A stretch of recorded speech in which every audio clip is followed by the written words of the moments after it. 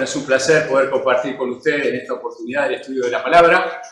El tener tanto apunterío y cosas por acá es un poco indicativo de que no van a ser 15 minutos nada más. Entonces me van a tener que tener cierto nivel de paciencia al respecto. La verdad que me parece que el tema lo amerita y que además tiene ciertas aristas que realmente son agradables.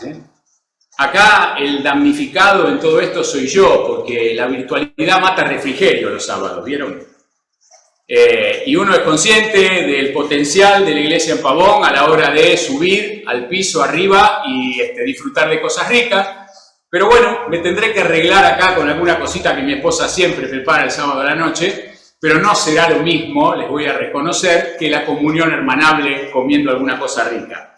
Pero bueno, queridos, este es el tiempo que hizo el Señor también, ¿O creemos que a Dios se le escapó de las manos? Bajo ningún punto de vista. Pues entonces tendremos que ver cómo nos vamos adecuando y aprovechando este precioso recurso y también los talentos y las capacidades de muchos hermanos y hermanas que están a disposición de la obra y que se han preocupado y se preocupan porque nosotros podamos hacer este tipo de cosas. Dentro de casa, fuera de casa y desde la iglesia, organizarlas. Así que nosotros ahora, enfrascados en este tema que nos toca, del cual vamos a hablar, la integridad en las relaciones personales. Voy a tratar de compartirles pantalla, son solamente 2 slides. En el segundo slide hay un bosquejo de lo que vamos a decir. Y si tiene lápiz y papel, aprovechar para tomar ese bosquejo. Después no voy a proyectar más nada, simplemente vamos a charlar, pero ese bosquejo nos va a ayudar a ver qué es lo que queremos decir con todo esto. Muy bien. La integridad en las relaciones personales. La integridad en la vida diaria es el tema general. El texto central que me han pedido los hermanos es este. Vosotros sabéis cómo me he comportado entre vosotros todo el tiempo, y la cita es la de Hechos, capítulo 20, versículo número 18. Nosotros vamos a ir y volver de este versículo 18, pero vamos a estudiar la contextualidad de este versículo 18, porque esa contextualidad, la verdad es que es bastante clara respecto a las relaciones que acontecían entre Pablo, los ancianos en Éfeso. Y después también nos vamos a apoyar con un pasaje que nos va a ayudar a comprender los niveles de relación entre los efesios y el apóstol Pablo. Es decir, basados en Hechos 20 y en su contexto, nos vamos a dirigir a este tema, pero utilizando Efesios 4, al final, una consejería respecto a cómo Pablo les decía a los efesios que se relacionen entre sí, además de relacionarse con él. El bosquejo es este que ustedes ven acá. Hechos 20, 17 al 38, será la contextualidad del pasaje que vamos a tratar. Nos vamos a apoyar hacia el final en Efesios capítulo 4, versículos 25 hasta el 32.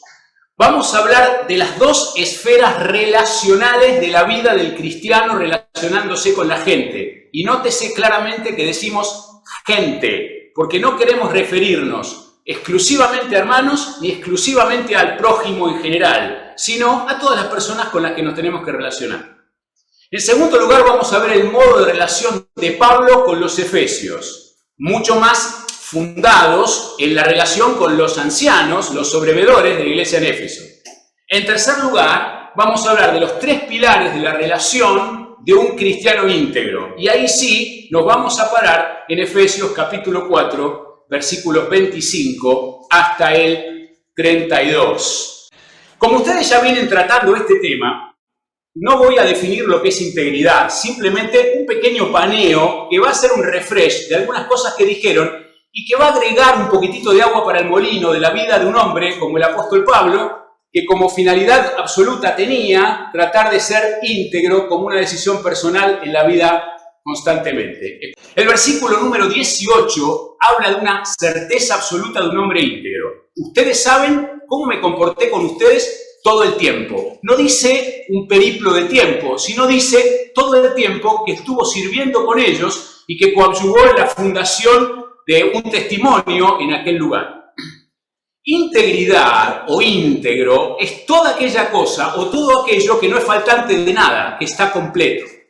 Cuando yo traslado este concepto a aquello que tiene que ver con la vida cristiana, puedo llegar a decir, todo aquello de la voluntad de Dios que yo cumpla en mi vida compone un listado de actitudes que hace que quienes me rodean vean en mí algo distintivo, diferente, distinto a todos los demás, un conjunto de valores y convicciones que tienen que ver con mi propia integridad. El apóstol Pablo, en un solo versículo, define cuál es su disposición con respecto de la integridad, es decir, con este conjunto de actitudes y convicciones que definen la vida cristiana. Y dice el apóstol Pablo en Gálatas 2:20, con Cristo estoy juntamente crucificado, ya no vivo yo, mas vive Cristo en mí. Esa cuestión de Pablo, estoy muerto a mí mismo, para que Cristo gane con su vida la mía, un poco trata y un mucho trata de definir la realidad de un hombre que ha decidido contundentemente, independientemente de las circunstancias, porque la integridad no sabe de circunstancias, independientemente de todas las situaciones que le tocó enfrentar, porque la integridad no sabe de situaciones que les toca enfrentar, mantuvo su integridad a lo largo de todo el periplo de su vida. Y aquí, en Hechos, capítulo número 20, relato que ahora vamos a leer, en Hechos, capítulo número 20, acercándose hacia el intervalo final de su ministerio y de su labor, su mentalidad, su función y su objetivo final eran llegar a Roma, allegándose ya hacia el recorrido final, toma la decisión de llamar a los ancianos de Éfeso y llevarlos hasta donde él estaba, en Mileto. Acompáñenme entonces en la lectura ahora de Hechos, capítulo número 20, a partir del versículo número 17. Dice así: enviando pues desde Mileto a Éfeso, hizo llamar a los ancianos de la iglesia. Cuando vinieron a él, les dijo: vosotros sabéis cómo me he comportado entre vosotros todo el tiempo, desde el primer día que entré en Asia, sirviendo al Señor con toda humildad y con muchas lágrimas y pruebas que me han venido por las acechanzas de los judíos.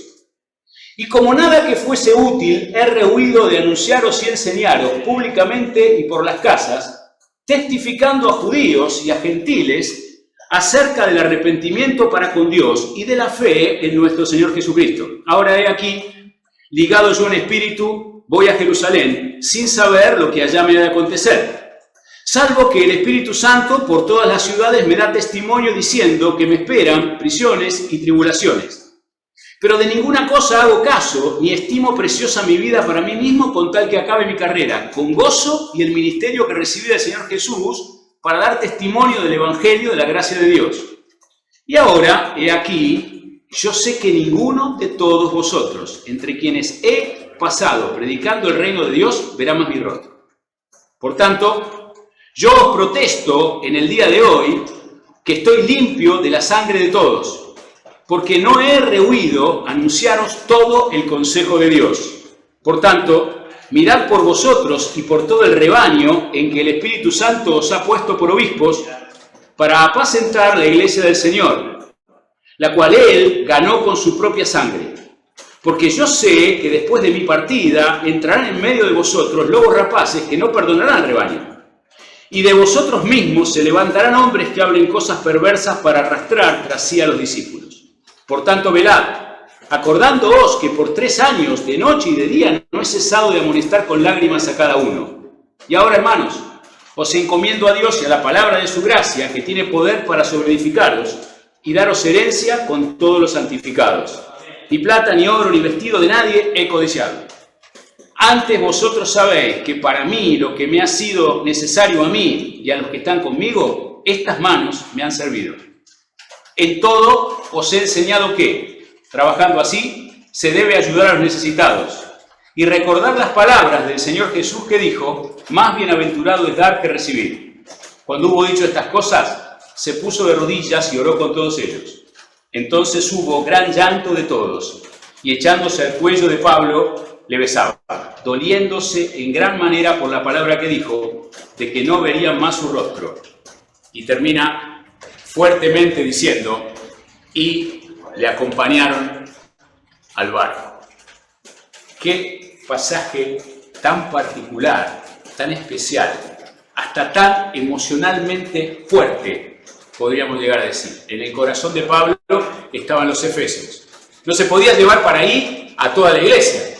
Su convocatoria fue con aquellos con los que a lo mejor en el servicio y la dedicación de la obra había tenido una intimidad más profunda, más grande, mayor. Este hombre íntegro, y no vamos a hablar de integridad, este hombre íntegro se había relacionado con ellos. Y en función de esa relación los manda a buscar. Por eso tenemos que hablar de relación.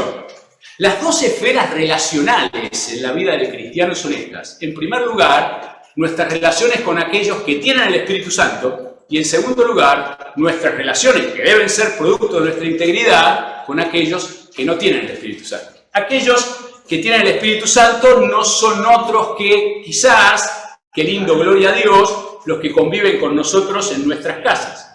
Aquellos que tienen el Espíritu Santo también serán aquellos que viven la vida congregacional con nosotros en la iglesia local. Aquellos que tienen el Espíritu Santo, quizás de otras congregaciones de nuestras asambleas, con los cuales tenemos una relación establecida con ellos. O, ¿por qué no? Aquellos con el Espíritu Santo que a lo mejor no compartan nuestra doctrina, lo que nosotros entendemos que Dios dice, pero que habiéndose arrepentido de sus pecados y creído en el Señor Jesucristo, son nuestros hermanos y trabamos una relación también con cada uno de ellos. Con todos ellos tenemos un objetivo, la edificación. Vamos a ver más adelante. Ahora también, la otra esfera es importante destacarla, la de aquellos que no tienen el Espíritu Santo.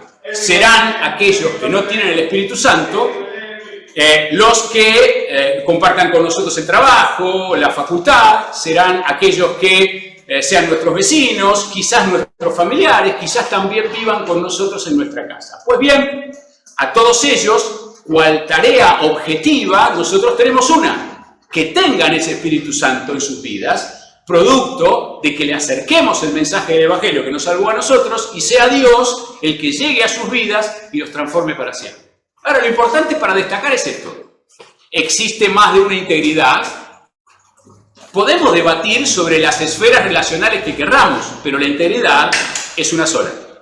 Mantengo esta integridad y me expreso con ella a aquellos que no tienen el Espíritu Santo, y mantengo mi integridad y me expreso para con ellas aquellos que sí tienen el Espíritu Santo, a los unos como a los otros. La certeza y la firmeza con que el apóstol Pablo habla es bastante normal en todos sus escritos. Si algo lo caracterizaba es su firmeza y su seguridad cada vez que tenía que decir algo. Es fantástico verlo a lo largo de todos los escritos, como no presentaba lugar a duda ni a grises cada vez que el Espíritu Santo lo movía a escribir y escribía.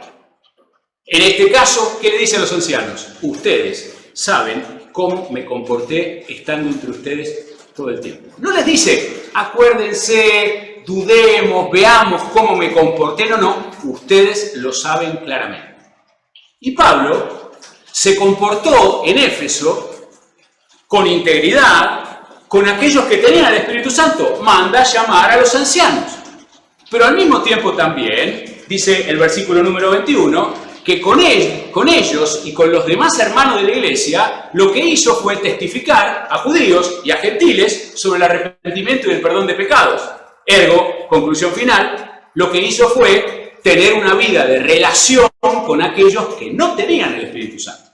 Jesús, que es el modelo perfecto y la copia perfecta, pues bien, cuestionado porque se sentaba a la mesa con publicanos y pecadores, ¿se acuerdan? ¿Qué hacía Pablo? ¿Cómo voy a transmitir el Evangelio? ¿Cómo voy a hacer el desarrollo de la iglesia si yo mismo no me relaciono con los demás? Pues bien, Pablo cumplía con esto, ahora con una consigna. La integridad que tenía para con la iglesia era la integridad que tenía para con los de afuera. Es que cuando un cristiano íntegro se relaciona, se producen cosas singulares. Por ejemplo, el cumplimiento de Efesios capítulo número 4, cuando también dice claramente, solícitos en guardar la unidad en el vínculo del Espíritu. ¿Por qué razón? Porque aquel que es íntegro y quiere relacionarse con su hermano con esa integridad, será solícito en guardar lo que Cristo ya hizo y que tenemos como responsabilidad sostener los unos y los otros. Pero al mismo tiempo también, el cristiano que se relacione íntegramente con aquellos que no tienen a Cristo, Obedecerán las reglas de juego de Hechos 2, 46 y 47, cuando estaban juntos, cuando compartían en común todas las cosas, cuando partían el pan, cuando estaban en la oración, y al mismo tiempo dice, tenían favor para con todo el pueblo. Es decir, extendían esa vida relacional hacia aquellos otros que no tenían a Cristo. Pues bien, queridos, no nos equivocamos ni exageramos si decimos lo siguiente. Cuando se trata de un cristiano íntegro, lo mejor que le puede pasar a cualquier grupo social que se relacione con él es su vida y su presencia. No exageramos en decir que cuando hablamos de un hijo de Dios totalmente íntegro, lo mejor que le puede pasar a cualquier persona en la redondez de la tierra es relacionarse con él. Ninguna duda. Somos un vínculo de bendición si nos ponemos en las manos de Dios, si afirmativamente decidimos mantener nuestra integridad y vivir en ella, somos un vínculo extraordinario de bendición para aquellos que no tienen a Cristo y para mis hermanos que ven al lado mi testimonio y mi vida. Por lo tanto, así como la integridad es un llamado, cada uno de nosotros tenemos que no solo oírlo e ir tras él, sino al mismo tiempo aprovecharlo en la relación de los unos con los otros. Más confiables seremos, más seguros seremos, más apreciados seremos y más valoraremos también al otro que ande por mi mismo camino. Bien, si lo planteamos como modo introductorio, decimos, tenemos que relacionarnos con la edificación a los que tienen a Cristo, con la evangelización y el testimonio a quienes no lo tienen. Ahora, ¿cómo se relacionó el apóstol Pablo con estos ancianos de Éfeso? Miren, tenemos que ser conscientes de que los dos extremos del pasaje que vimos están plagados de emociones. El arranque, versículo 17, lo dice de manera implícita. El final, versículos 37 y 38, además del 25, lo dicen de manera explícita. En el versículo 25, el apóstol Pablo actúa con una contundencia para con ellos total y absoluta. Les dice, miren, yo los mandé llamar, vinieron acá, podemos hablar de todas estas cosas, pero sepan algo, me voy a ir. Bueno, si les dice me voy a ir, pues bien, me voy a ir. Lo que pasa es que agrega, nunca más van a ver mi rostro. Y ahí se empezó a complicar. Y se empezó a complicar en serio. Por la sencilla razón de que aquel era su pastor, su referente, la persona que estaba más en contacto con ellos, aquel al cual habían recurrido tantísimas veces, aquel que siempre tenía una mirada inteligente, aquel que estaba dispuesto. Ahora les dice él, no van a ver más mi rostro. Algunos pensadores sostienen que quizás a nivel de alguna revelación en particular de parte del Señor, Pablo les decía claramente que nunca más lo iban a ver. Sin embargo, si nos paramos en el sentido común de un hombre absolutamente inteligente, de un hombre que cuando determinaba un objetivo iba tras él e iba corriendo todo lo que apareciera para llegar a ese objetivo, si me paro en el sentido común espiritual de este hombre y en la inteligencia y en la capacidad de este hombre sabía que ahora venía una mini gira que no tenía mucho que ver con las otras tres, que habría de llegar a Jerusalén y que iba a conmover en Jerusalén a la iglesia y al concilio, que iba a conmover a todos los que estaban ahí, que iba a reafirmar su compromiso de comparecer ante el César y que iba a ir a Roma. Entonces, 99,99% seguro de que no lo iban a ver más. De que no lo iban a ver más. Y las emociones en ese cierre final del 37 y del 38 tienen que ver con esto que les está diciendo en el 25. Por lo cual, termina el pasaje con estos hombres movilizados por sus propias emociones, de manera absolutamente explícita. Ahora, el arranque del pasaje y de la relación de este hombre con los ancianos en Éfeso también es singular. E implícitamente, cuando uno razona lo que está pasando, también se da cuenta de la existencia de otras emociones relacionales. Siente este hombre que tiene que buscar a los ancianos de Éfeso. Empieza a sentirlo en su corazón, primer periodo de tiempo. Segundo periodo de tiempo, no había WhatsApp, ¿vieron? No había manera de acercarse de alguna otra forma, no había un avión para ir y venir, no había otra forma, había que buscar un mensajero. Entonces hay un segundo periodo de tiempo en el que el mensajero llega, escucha las instrucciones y ahí viene el tercer periodo de tiempo en que el mensajero se va hacia Éfeso a buscar a los ancianos. Fíjense, 3 estadios de tiempo para un hombre que quería tener consigo a los ancianos en Éfeso. Primer estadio, segundo estadio, tercer estadio. 3 estadios de ansiedad. Porque él quería estar con ellos. Ahora, llegó el mensajero hasta los ancianos en Éfeso. Instalado ahí con los ancianos en Éfeso, les transmite que Pablo los quiere ver. Yo no sé si le habrá dicho cuál era la razón. Prefiero pensar que no, ¿vieron? Por esas cosas, ¿no? Que los quería ver. Allí ellos se conmueven con el hecho de tener que verlo y aparece un cuarto periodo de tiempo que ya tiene que ver no solo con Pablo, sino con los ancianos en Éfeso, que querían irse para ir a verlo. Ahora, en este periodo de tiempo también tenés que pensar, mi hermano, mi hermana, que para los ancianos de Éfeso no fue un segundo y salvo. Tuvieron que haberse ordenado para poder salir, ¿no? Familiarmente y congregacionalmente. A ver, nosotros acá hay ancianos presentes, ¿no? Estamos a años luz de aquellos ancianos. Yo estoy a años luz de aquellos ancianos, ¿sí? Pero para tomar este compromiso esta noche tuve que agarrar la agenda y fijarme que no interfiera con algún compromiso de la congregación. Porque, con todo cariño digo esto, y coincidirán mis hermanos, la congregación local está primero. Y esta realidad uno la ve cada vez que toma un compromiso. No es fácil irse, independientemente de que esté en casa y haya Zoom o no Zoom, virtualidad o no. No es fácil irse. Entonces estos hermanos tienen que haberse organizado para salir. Cuarto periodo de tiempo. Una vez que salieron, nace el quinto periodo de tiempo. El regreso o la llegada hasta Mileto. ¿Y por qué hice toda esta sumatoria particular y extraña? Porque cuando llegaron donde estaba Pablo, lo abrazaron, lloraron, lo besaron, se arrodillaron, y aquella bienvenida fue tan fuerte en el sentido de la felicidad y la alegría como aquella partida final al final del pasaje. ¿Por qué fue todo esto? Esto fue sencillamente porque entre ellos había una relación profunda, una relación de amor, de conocimiento, de aprecio, de acercamiento, de permanencia, de pertenencia. Ellos porque lo amaban y él porque los amaba. Queridos, la familia de la fe es lo mejor que nos pudo haber ocurrido, siempre. Lo fue, lo es y lo será. Y la relacionalidad que tengamos en la familia de la fe será distintiva para nosotros, para nuestras familias. La iglesia de Pavón, para vos, mi hermano, mi hermana, y esto no es un club de fútbol, ni una sociedad de fomento, ni una camiseta, pero la iglesia de Pavón tiene que ser tu lugar, porque allí es donde te relacionás con aquellos a los que amás, y ellos te aman a vos. Y allí tiene que ser tu lugar de relación constante y permanente. Entre los ancianos en Éfeso y el apóstol Pablo existía esto tan fuertemente marcado. Y cuando esto pasa y la sinceridad gobierna, las emociones están a flor de piel. Sea para el reencuentro, como sea para la despedida. De 3 maneras fue la manera en que se relacionaron ellos con el apóstol y el apóstol con ellos. La primera de esas maneras fue el modo ministerial. ¿Y a qué queremos decir o qué queremos decir con esto de un modo ministerial? Dice el versículo 19, el 20 y el 21, les sirvió con humildad, les enseñó y les predicó y testificó con ellos.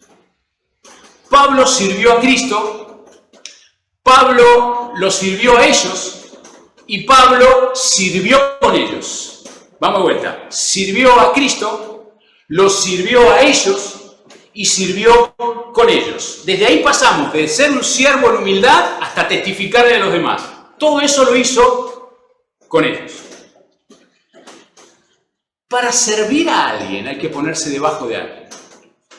Qué particular es esta idea, Para servir a alguien hay que ponerse debajo de ese alguien. Servir a Cristo es facilísimo para nosotros. Quiero ser claro, a ver si se entiende a lo que apunto. Servir a Cristo para nosotros es más normal. ¿A qué me refiero con esto? A que lo considero tan infinitamente superior a mí que ponerme debajo de Él es más que moneda corriente. ¿Qué voy a hacer yo? ¿No me voy a dignar a ponerme debajo de aquel que es todo? Claro. Ahora el otro tema es este. Servir a mis hermanos en una vida de relación con ellos implica que yo me ponga debajo del hermano. y que considere rotundamente, como dice Pablo, en humildad, aún en medio de la oposición, que mi hermano es lo suficientemente más grande que yo, más importante que yo y más digno de que yo lo sirva. ¡Wow! Me voy al modelo. Juan capítulo 13 se arrodilló, tomó la palangana, tomó la toalla, se la ciñó y empezó a lavar los pies de cada uno de los discípulos. Viene uno, Judas. Judas, ¿sí? También le lavó los pies a Judas, nunca te olvides de eso. Estaba Judas ahí. Se puso debajo de.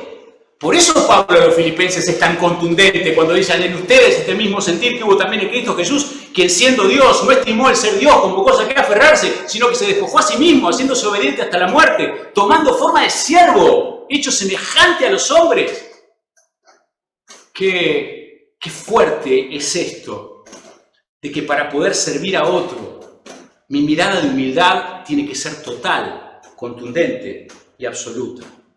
Y Pablo, guiado por el Espíritu Santo, con esa coherencia divina, escribe en Gálatas 5:3, sírvanse por amor los unos a los otros. En 2 Corintios 4:5, siervos vuestros por amor de Jesús. En Filipenses 2:25 le dice a Epafrodito, compañero de milicia. En Filemón 1 le dice a Arquipo, compañero de milicia. Es que también nos pone de cara a otro concepto que es maravilloso, ¿eh? La relación de amistad en el servicio para el Señor se sostiene con los años de una manera extraordinaria.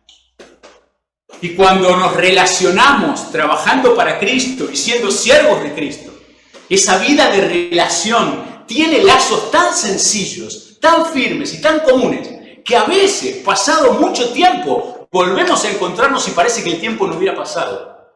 Porque ha sido Cristo aquel al que hemos servido juntos. Y ha sido Cristo el que encendió una relación en el valor más lindo y extraordinario que tenemos los cristianos: ser siervos de Cristo. Servir al otro es procurar lo mejor para la vida del otro. Les predicó, les enseñó y testificó con ellos. Es decir, les acercó la palabra para la salvación de algunos que se incorporaron a la iglesia cuando se relacionó con ellos. Les acercó la palabra para la enseñanza y el crecimiento personal de todos y cada uno de ellos. Queridos, yo les digo algo. Cuando Pablo dice: he peleado la buena batalla, cuando mira toda su vida y observa estas cosas de haber servido a los demás, se va con una conciencia tan tranquila, independientemente de la tortura y la muerte, con una conciencia tan tranquila, tan fuertemente tranquila, que me parece que con esa conciencia tan sólida de haberse relacionado bien con los demás, entregó su vida en aquel martirio final. Por eso dice lo que dice y de la manera que lo dice. Y por eso dice: ustedes saben muy bien cómo me comporté cuando estuve con ustedes todo el tiempo. Queridos hermanos, Pablo fue un siervo de los hombres. No se anunció ni se proclamó como jefe, como superior o como mayor. Por el contrario.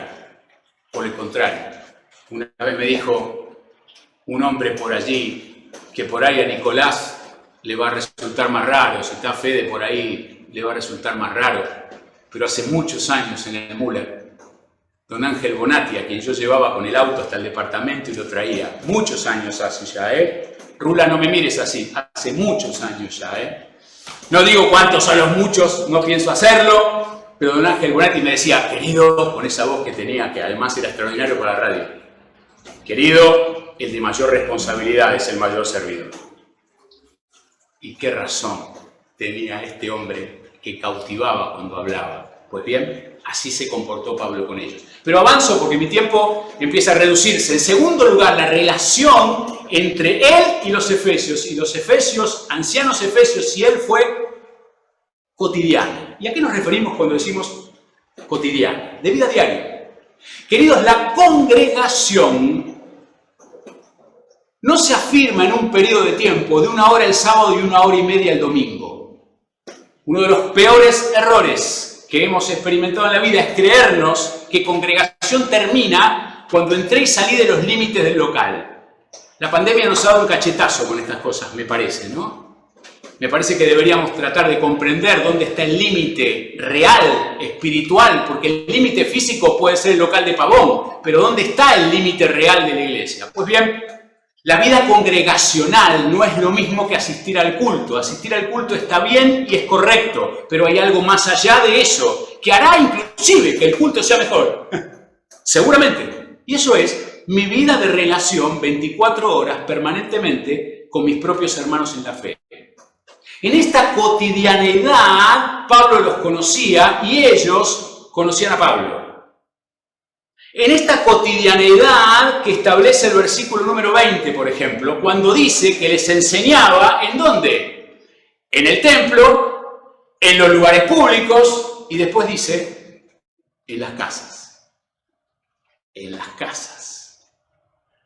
Cuando volvamos de la pandemia, porque si el Señor nos viene a buscar antes, mejor, ¿o no?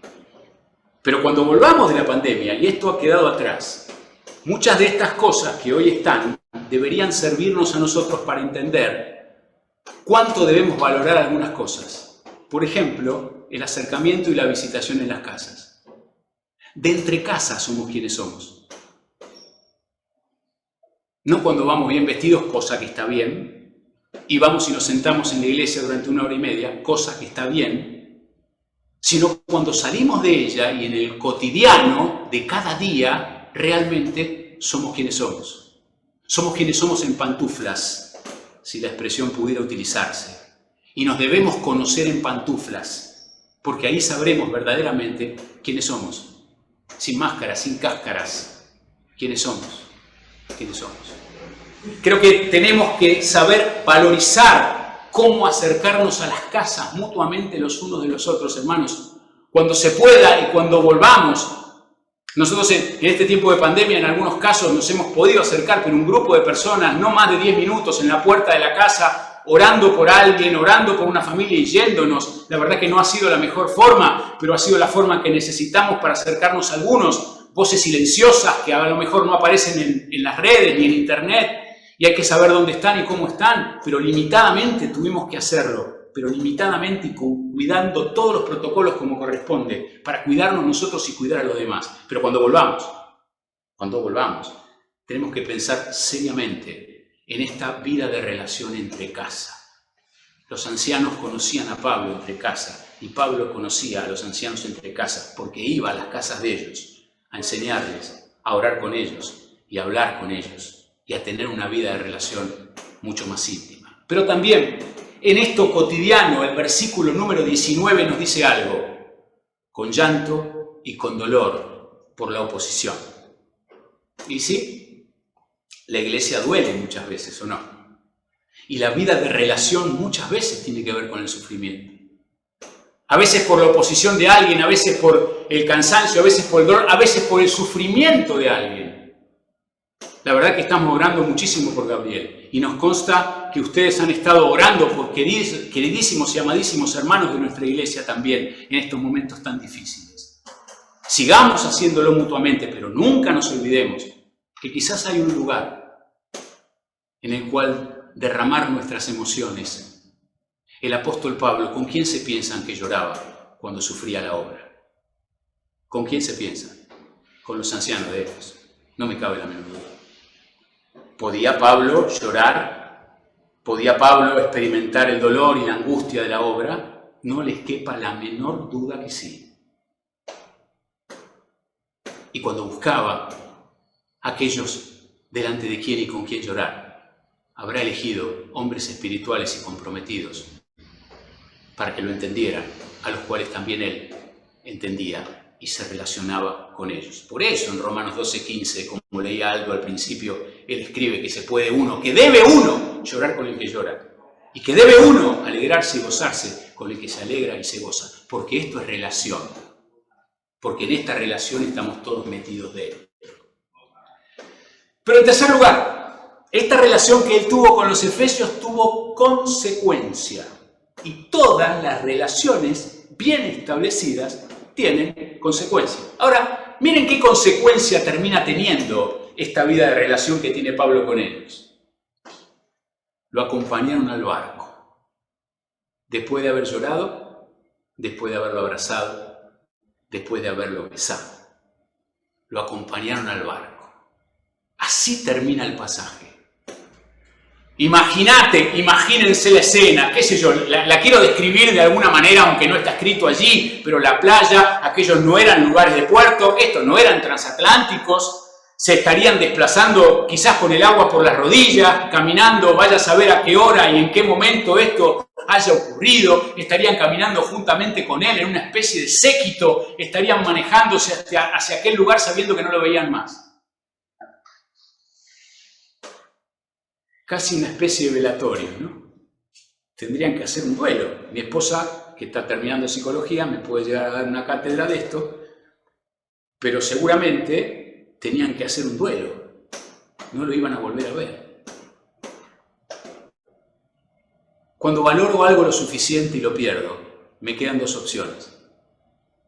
Deprimirme hasta el extremo o empezar a levantar datos de todo aquel tiempo en que lo tuve conmigo.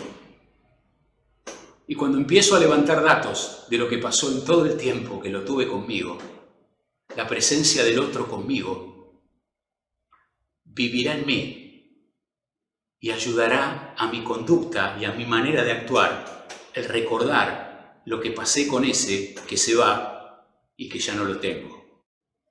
Por eso te pido que corras las lágrimas, que corras los abrazos, que corras los besos y que te pares en las rodillas dobladas. Se trata de con quién tenía comunión Pablo en esta relación con los efesios. Y se trata de con quién tenían comunión los efesios en esta relación con Pablo. Y se trata de la comunión que tenían los efesios con Pablo y Pablo con los efesios. Se trata de Primera de Juan, capítulo 1, versículo 3, cuando dice: nuestra comunión es con el Padre y con su Hijo Jesucristo. Entonces Pablo se iba lejos de ellos, entonces ya no lo iban a ver, pero cada vez que estén orando por él y cada vez que él esté orando por ellos, estarán juntos de nuevo. Y creo que ese es el mejor modo de mirar el episodio hacia el barco. Y es esa la razón por la cual el pasaje hace tanto énfasis en el doblar rodillas que ellos hacían. Porque su vínculo de unión seguirá siendo con un Pablo a la distancia, con un Pablo de que no habrían de saber más nada de él. Su vínculo de relación será esa oración que eleven al cielo, en el nombre del Hijo del Padre, aquel vinculante de comunión que él tenía con él mismo, que ellos tenían con ellos mismos y que los unía entre sí. Qué lindo pensarlo así, ¿eh? Qué buena manera tratar de comprender qué valor les quedaba instalado a cada uno de ellos en esta particular y especial despedida.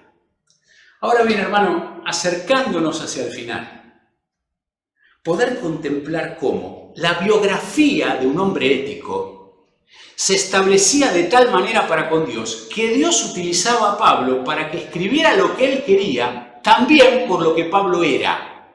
¿Qué quiero decir con esto? Que Dios elegía a su mejor jugador para escribir sus más extraordinarias verdades.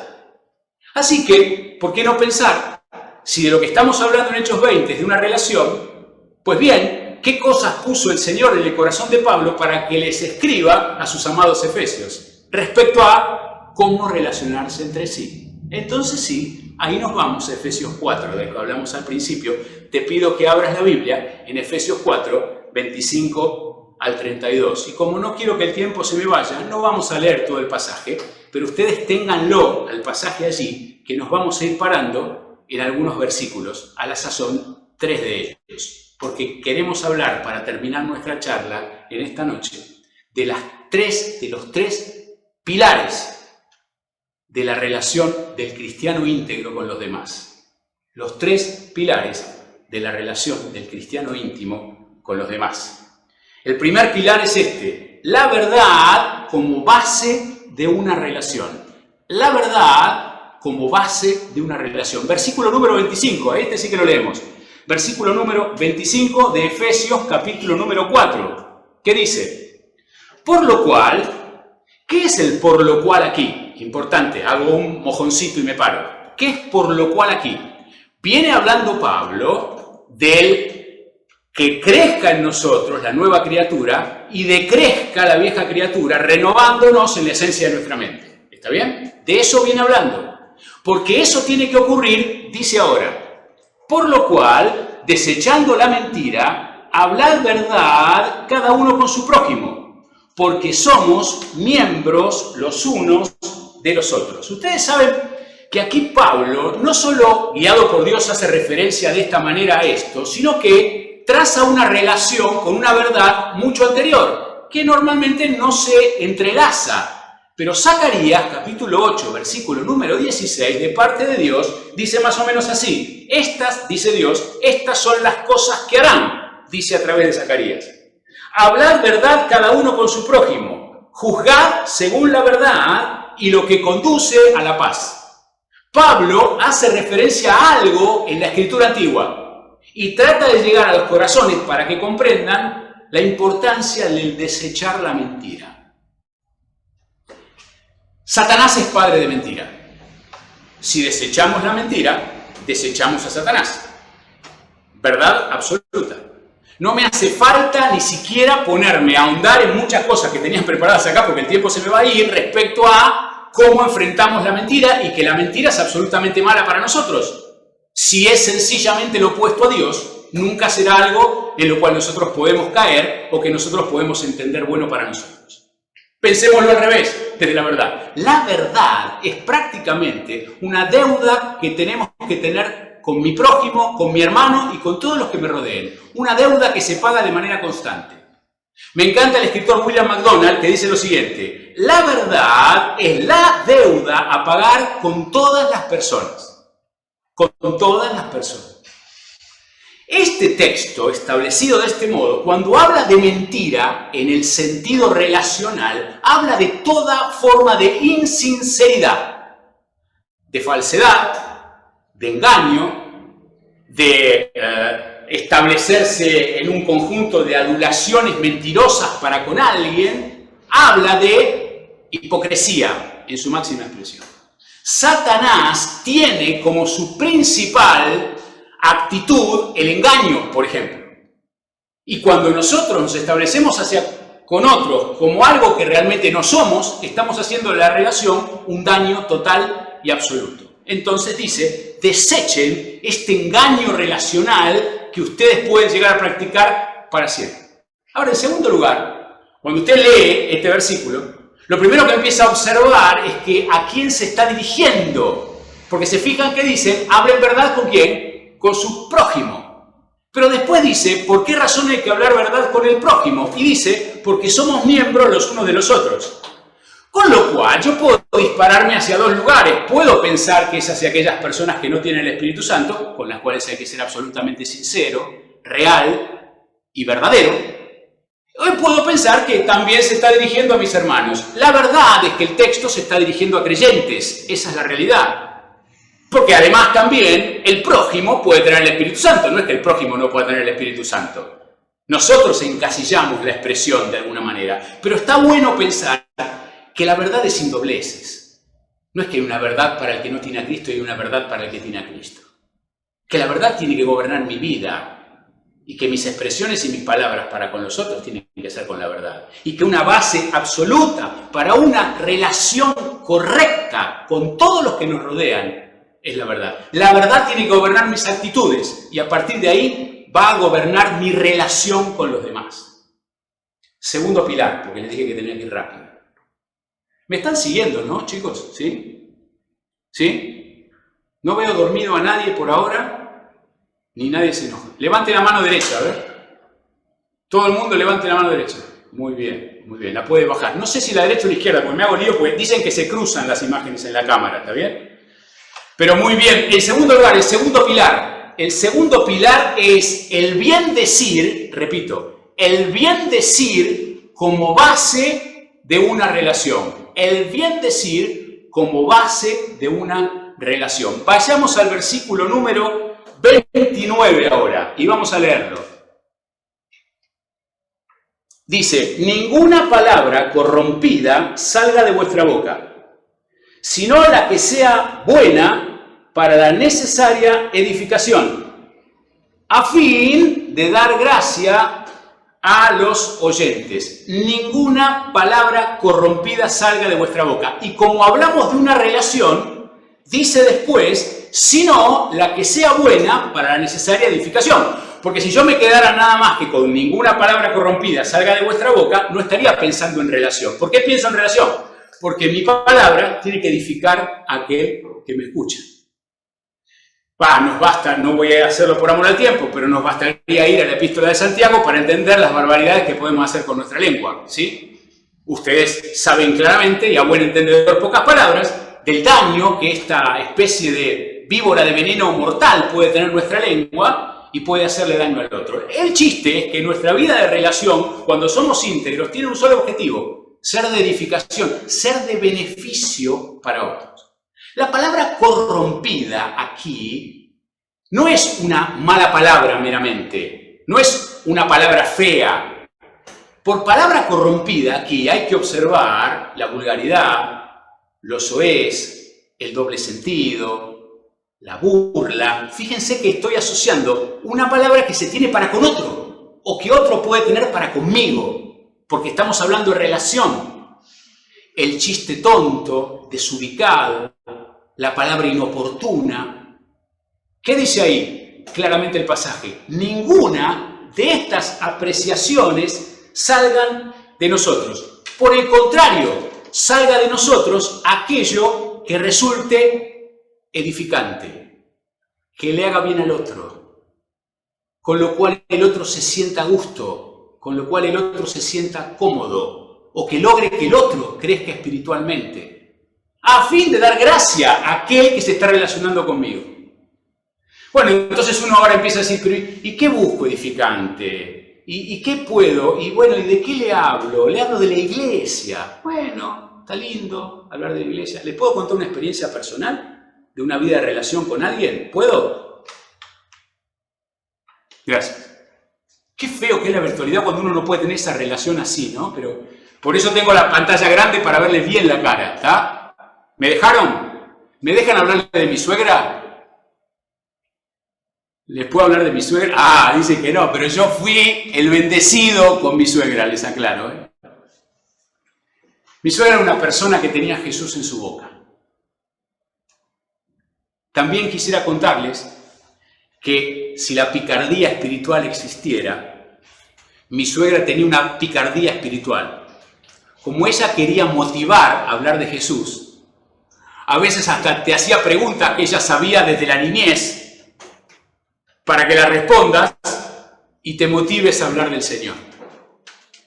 Y la verdad es que si nosotros habláramos más de Jesús y menos de nosotros mismos, si habláramos más de Jesús y menos de los conflictos que tenemos en la vida, si habláramos más de Jesús y menos de aquellas cosas que siempre decimos están mal, si habláramos más de Jesús, y escuchen bien lo que voy a decir, y menos de lo que está mal en la iglesia, vuelvo atrás, y menos de lo que está mal en la iglesia, porque a veces decimos, bueno, es edificante hablar de la iglesia, y ¿saben con qué facilidad nos resbalamos como el jabón para empezar a decir lo que alguien hace mal cuando hablamos de la iglesia? Con una facilidad notable. Entonces, ¿querés que te diga lo que pienso para ahorrar el camino? Hablemos de Jesucristo. Que Jesucristo sea central. Eso no significa que no me pueda poner a hablar con Edgardo de fútbol. No. Pero que nuestra relación realmente incluya permanentemente a Jesucristo. Y que podamos hablar con claridad de Jesucristo. Porque inmediatamente el Señor aparezca como el centro de la relación, somos edificados. Eso no obedece a ningún razonamiento más allá. No es nada más simple, nada más sencillo que decir, voy a hablar con mi hermano de mi Jesús y de su Jesús. Porque eso va a ser edificante para ambos con una facilidad notable. No es necesaria la palabra corrompida. La hago añicos si pienso en edificar a otro con Jesucristo. Nunca aparecerá, nunca tendrá lugar. Y fíjense qué sencillo sería si solamente hiciéramos eso. Pues bien, anotémoslo y pensémoslo. Y seguramente vamos a encontrar que es mucho más simple de lo que nosotros lo hacemos complicado. Por último, y para terminar, el tercer pilar. Este tercer pilar es el hacer el bien como base de la relación de un cristiano íntegro. Versículo número 32 ahora, para terminar, que dice: Antes, sed benignos unos con otros, misericordiosos, perdonándoos unos a otros, como Dios también os perdonó a vosotros en Cristo. Benignos, misericordiosos, perdonadores en esa vida de relación. Benignos como una actitud en la cual sea bueno para con otro, independientemente del esfuerzo que me demande serlo. Ser bueno en la relación para con otro, independientemente del esfuerzo que me demande serlo. No por esa razón, exactamente por esa razón, es que en ese racimo precioso de uvas, que es el fruto del Espíritu Santo, una de ellas sea la benignidad. Es fantástico cuando uno se encuentra con creyentes que uno se acerca y los ve buenos. Y los ve buenos. Pues bien, tendría que ser un objetivo nuestro de cada día, con nuestra personalidad, con nuestro carácter, como realmente somos, comportarnos y actuar como buenos con aquellos con los cuales nos relacionamos cotidianamente. Ser buenos. Para eso hemos sido llamados por un Dios bueno. Pero en segundo lugar, además de ser benignos, ser misericordiosos. Aquí podríamos traducir tiernos de corazón, ser solidarios, ser empáticos, ser inclusivos, acercarnos a las personas, pensando en las necesidades de las personas. Es la entrega necesaria, siendo salvados por misericordia, manifestarnos hacia los demás con la misma misericordia con la que hemos sido salvados, entendiendo lo que les pasa, obrando y actuando en consecuencia. La relación va a ser aún más firme y más sólida, encabezada por un cristiano íntegro que piense lo que le pasa al que está del otro lado, para obrar siempre en positivo para con él.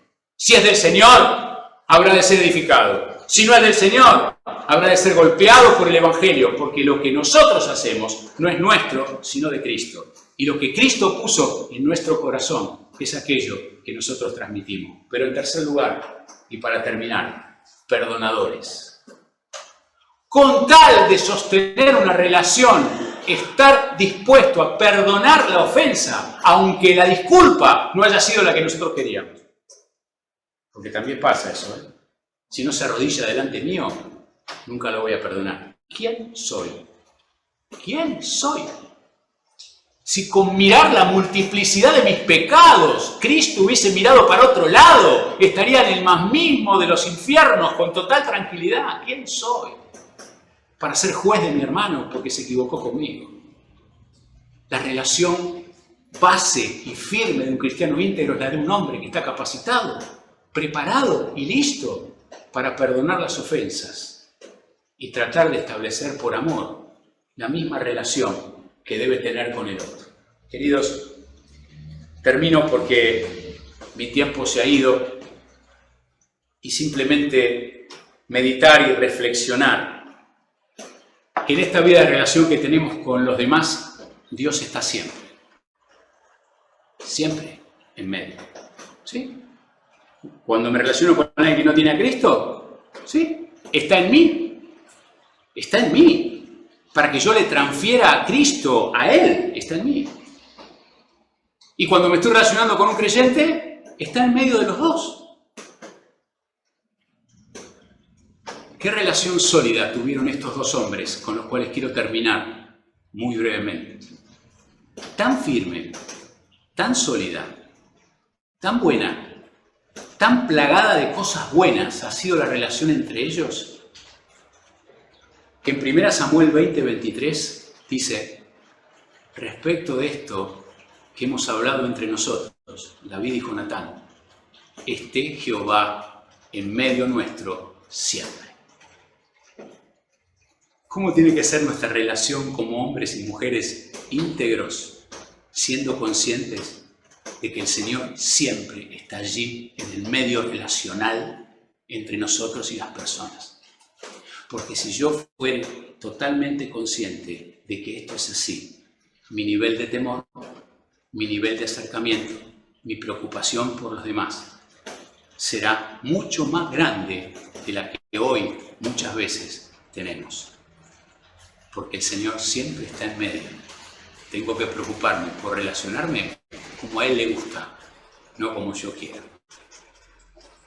Queridos, que Dios les bendiga. Siempre es un gusto compartir con la Iglesia de Pavón estos momentos. Muchas gracias por la atención de todos.